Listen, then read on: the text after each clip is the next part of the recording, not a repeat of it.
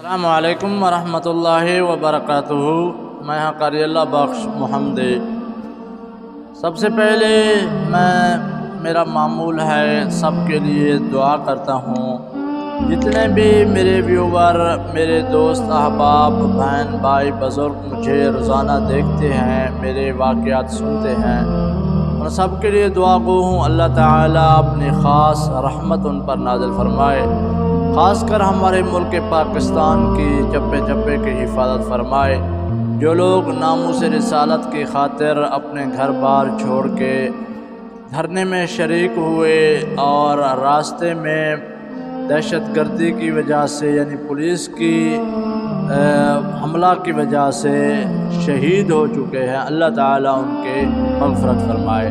جو زخمی حالت میں ہیں اللہ تعالیٰ ان کو صحت عطا فرمائے، اللہ تعالیٰ ہمارے پاک ملک کی حفاظت فرمائے، آمین۔ آج کا جو ہمارا واقعہ ہے وہ ہے دولت اور زندگی۔ پہلے زمانے میں ایک بادشاہ بہت لالچی تھا اور ظلم کرتا تھا رعایا پر، ظلم کر کے پیسہ اکٹھا کرتا، مہنگائی کر کے پیسہ اکٹھا کرتا جیسے آج چل رہا ہے۔ تو اسی مناسبت سے بہت سا مال انہوں نے اکٹھا کیا اور سوچنے لگا اب اس مال کو کہاں چھپاؤں۔ تو مشورہ کرنے لگا وزیر سے، تو وزیر نے کہا کہ اس محل سے علیحدگی جگہ کوئی تلاش کریں، علیحدہ جہاں کوئی نہ پہنچ سکے۔ تو ایک جنگل میں پہنچے، پہاڑ تھا، پہاڑ کے دامن میں ایک غار تھا اور اس غار میں وہ سارا مال وہاں داخل کیا اور غار کا جو منہ تھا اس پر دروازہ لگایا اور اس کے بعد اس کا جو مقفل تھا تالا وہ لگا کے چابی اپنے پاس رکھتا، جو بھی مال اکٹھا کرتا اسی غار میں جا کے رکھتا اور معمول کے مطابق روزانہ جتنا بھی مال ان کے پاس آتا اور ایسے ہی بہت سا مال انہوں نے غار میں اکٹھا کر لیا۔ تو ایک دن معمول کے مطابق وزیر کے علاوہ خود بادشاہ اسی غار میں داخل ہوا اپنے مال کو دیکھنے کے لیے۔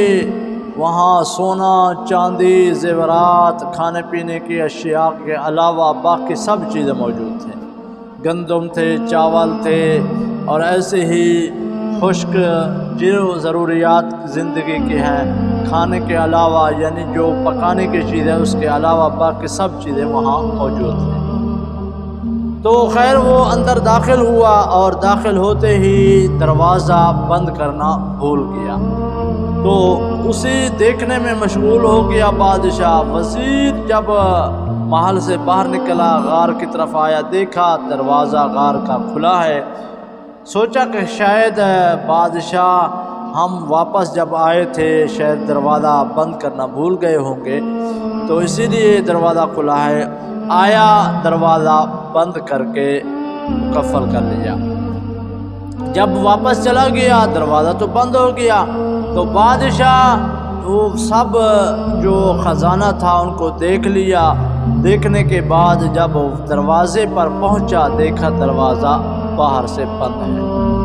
دروازے کو کھٹکھٹایا لیکن کسی نے دروازہ نہیں کھولا، زور سے آوازیں لگانے لگا دروازہ کھولو، لیکن جنگل تھا، وہاں انسان کا نام و نشان نہیں تھا، کسی کو معلوم نہیں تھا یہاں خزانہ ہے، یہاں بادشاہ کا خزانہ رکھا ہوا ہے۔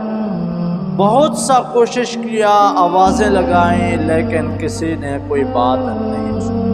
بالآخر پھر واپس آیا اپنے دل کو بہلانے کے لیے، پھر وہ سونا، چاندی، زیورات اس چیزوں کو دیکھنے میں مصروف ہو گیا۔ خیر پورا دن گزر گیا، بھوک کی شدت، پیاس کی شدت بادشاہ کو ستانے لگے، تو تنگ آ کے پھر دروازے پہ آیا، دستک دیا، آوازیں لگائی لیکن کسی نے آواز کا جواب نہیں دیا۔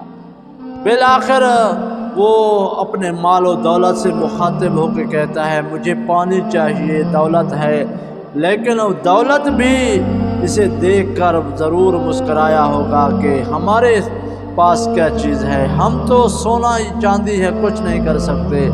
تو آخر کار جب زندگی کا آخری ایام یعنی موت آنے لگا، اتنا یعنی کہ شدید بھوک پیاس نے ستایا، اپنی انگل کو کاٹا، کاٹنے کے بعد اس سے خون نکلا اور اس خون سے دیوار پہ لکھا کہ دولت زندگی نہیں دے سکتی۔ دیوار پہ یہی الفاظ لکھے اور اس کے بعد وہ بادشاہ مر گیا۔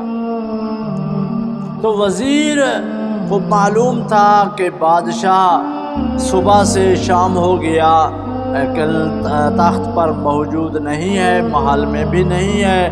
وزیر تلاش کرنے لگا، گھر میں باہر کہیں بادشاہ نہیں ملا، تو خیال آیا شاید وہ خزانے کی طرف گیا ہوگا۔ تو جب یہاں پہنچا دیکھا دروازہ تو بند ہے۔ خیر اس نے کہا کہ دروازہ کھول کر دیکھوں۔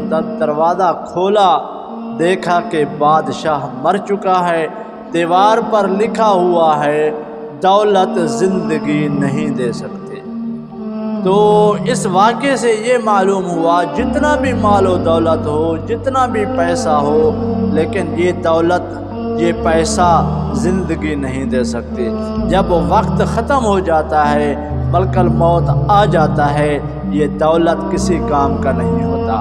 دیکھو بادشاہ کے سامنے خزانہ کتنا موجود تھا، سونا چاندی ہر چیز وہاں موجود تھا، لیکن اس کو موت سے کسی نے نہیں بچایا۔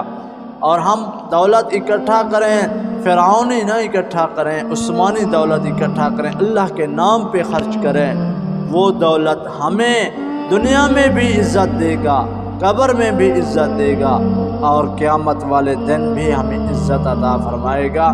یہی دولت ہمارے لیے نجات بنے گا۔ اگر ہم یہ دولت فرعونی اکٹھا کریں گے تو ہمیں دنیا میں یہ دولت غرق کر دے گا۔ اللہ تعالی ہم سب کو ان باتوں پہ عمل کرنے کی توفیق عطا فرمائے۔ آخر میں آپ سے گزارش کرتا رہتا ہوں، اگر آپ ہم ایسے واقعات سننا چاہتے ہیں تو ہمارے چینل کو سبسکرائب لازم کر دیں، اس ویڈیو کو دوسروں کے ساتھ بھی لازم شیئر کریں ثواب سمجھ کے، اور بار بار اس چینل پر روزانہ آپ اگر سبسکرائب کر لیں گے کہ آپ کو 1-2 واقعات ضرور ملتے رہیں گے۔ السلام علیکم ورحمۃ اللہ وبرکاتہ۔